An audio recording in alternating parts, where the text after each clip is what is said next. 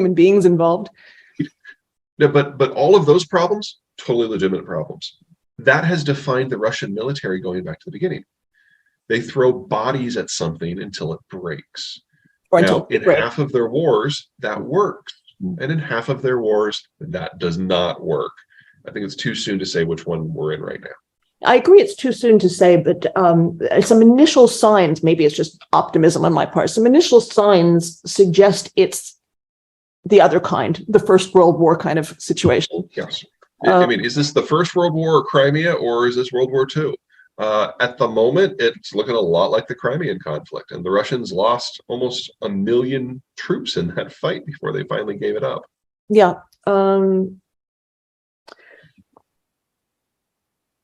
Do you, when you look at a situation like this, how much time do you spend asking yourself what's going on in Putin's head? Do you feel that the situation is so determined by physical factors like geography and military capability that it's no point in it? Or do you spend some time trying to decide what kind of person is Vladimir Putin? What does he think? I think we've had a pretty good idea of how Vladimir Putin thinks going back all the way to the very beginning. I mean, this is a guy whose his first action as prime minister was to triple down on the war in Chechnya. He believes that violence is a means to an end. He doesn't like revel in violence for violence's sake. You know, this is not Stalin. He's also not as smart as Stalin. But the idea that the coherence of the Russian system is his first and only priority is something he has not wavered on from the beginning. Now, he will use tactics to achieve that of course, put most of Russia's neighbors in huge danger. That is not unique to him. That has been part of the Russian government mindset going back to the czars and like the early czars. So when it comes to the specifics and the tactics, I don't spend a lot of time thinking about it. The problem from my point of view is the overarching strategy. Because while he has not isolated himself to the degree that Xi in China has, he really only has 6 people who have access to him anymore. And 3 of them, Medvedev and Shoigu, are utterly incompetent. That only leaves 3 people. Who are the 3 people who you think have access to him? Igor Sechin, who is the chairman of Rosneft, who is, you know, energy and influence. Patrushev, who is the ideologue. And sorry, I'm drawing a complete mind blank all of a sudden. Oh, the finance minister. That's it. So there's no one in the security services except for Patrushev indirectly who can have an open, honest conversation with him. He has become in many ways a little bit like Donald Trump in that he insists that his people lie to him. And so even if he is brilliant and even if he never makes a mistake, he's not getting the full suite of tools that are necessary to run this war. Well, who's bringing him the news that the Russians, that the military has collapsed in Kherson and that... That is Shoigu's job. Shoigu, yeah. So does he think, well, there's something wrong with my operating assumptions here? Or does he have someone who he blames for it? That would be the logical, responsible adult in the room thing to think. I don't have access to know if that's what he's going through, but you would expect if he comes to that conclusion that there would be a purge at the top and at a minimum a significant rearrangement of personnel. We've not seen that. I'm wondering whether he believes his own bullshit to the extent of thinking that this is not a problem with the Russian military. This is because the collective West has flooded the region with its its voodoo weapons, and of course the Ukrainians couldn't do anything like this on their own. There must be tons of West there. That is probably Patrushev speaking that in his ear. And how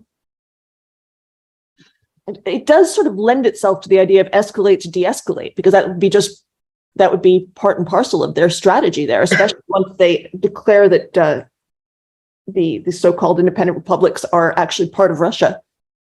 I don't think de-escalation is in the cards anytime soon. The Russian periphery is very difficult to defend unless it's a forward defense. And so from the Russian point of view, it's not just that they need Ukraine and all of Ukraine, they need the next band of countries beyond it. And the only thing that would be worse in a situation of demographic collapse that the Russians are dealing with than not launching this war would be to launch it and fail it. So they've launched it. It's not going great. They're going to double, triple, and quadruple down until they have nothing left. Russia historically fights until it cannot fight any longer. It has never backed down from a war without at least 500,000 battlefield deaths. And at most, we're looking at 70,000 right now. So, all right. So if you're the American president, what do you do? How do you handle it? I have not been a fan of the last five guys in the White House. I got to say that on this topic, I think Biden has hit it about right. You rally the allies as much as possible. You put delicate but unending pressure on the country that matters the most, Germany, to embarrass it until it, at a minimum, accedes, and the Germans are acceding. You would like them to become more involved, but I think Biden is old enough that he has a good enough reading on German history that you don't want to push him too far, because that is a different problem. And you, bit by bit, increase the flow, increase the training, and whatever absorptive capacity the Ukrainian forces have, you fill it as soon as you can. And I think that's what they're doing. So if we're saying that Biden has, I agree with you, who has handled the biggest foreign policy crisis since, at least since the Cold War, possibly since the Second World War, with reasonable aplomb, this is a very solid endorsement for Biden, actually. There are a lot of other things the Biden administration are doing that I just think is bat stupid. But on this one, yes. Well, doesn't sound like an America that's checking out. It actually sounds as if there's just some sort of reserve, some sort of residual capacity to handle this. But it looks different. The whole idea of globalization was that security and economics were in a bit of a package. All we're seeing right now with the Biden administration is the security aspect. All the trade sanctions from Trump are not just still in place, they've been doubled down on, they've been institutionalized. With the exception of the dispute between the EU and the US on Airbus, all of those trade disputes are still there too. So I just realized that I don't even have my name on it.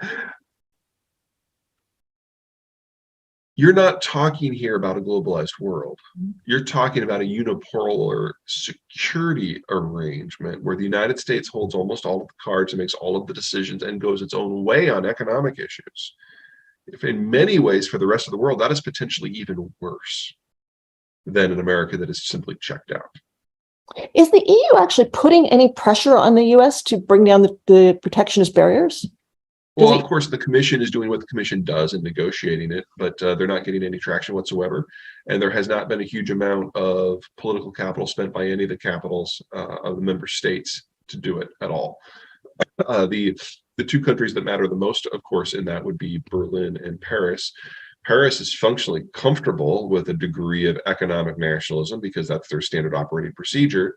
And the Germans may have taken a different position, but remember, this government only started in January and the war started in February, so they've been a little bit occupied.